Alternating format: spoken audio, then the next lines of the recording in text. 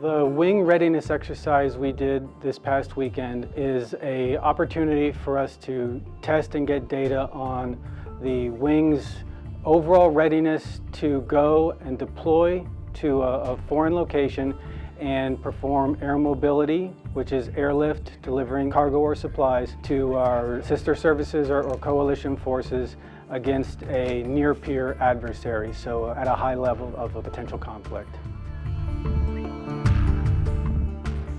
We have two defensive fortified positions. We have an external response team, and our job is to protect the installation and send out the response team in case of any threat.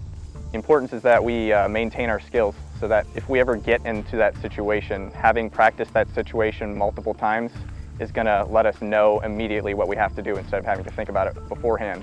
That way, it's almost like a natural reaction. Like you learn how to ride a bike, you'll continue to remember that.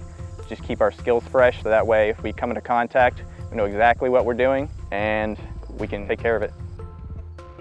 The Air National Guard is obviously here every day to support the state of Ohio and its citizens, but in our larger role, we have to perform missions for the Air Force and the nation as a whole. So what the Wing Inspector General does is it devises inspections and exercises to test that capability, to make sure that we are indeed ready to do those things, to ensure our success and make sure that we're always improving. So this is really critically important for us, just doubling down and ensuring that we are ready for those missions if called.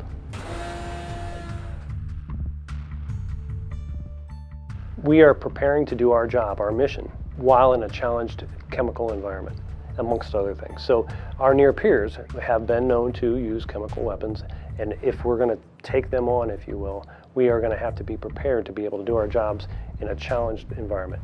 It's hard enough to do your job and launch and recover and generate air power as it is, including all the sport activities that come with it. But to be able to do it while in chem gear and potentially while in the desert and while in all that heat, it's very challenging. So the first time you do it can't be while you're deployed. It has to be at home station where you feel a little bit more relaxed, yet we're still challenged. Two of our priorities. One is airmen. We take care of airmen, and I believe that preparing them to do the job in a challenged environment is taking care of airmen. And two is that we're challenged that we have to always be ready. You can't be ready to deploy and go do your mission, which is to support and defend the Constitution of the United States and all free people around the world, without being prepared to do your mission while in a challenged environment, chemical warfare and the like.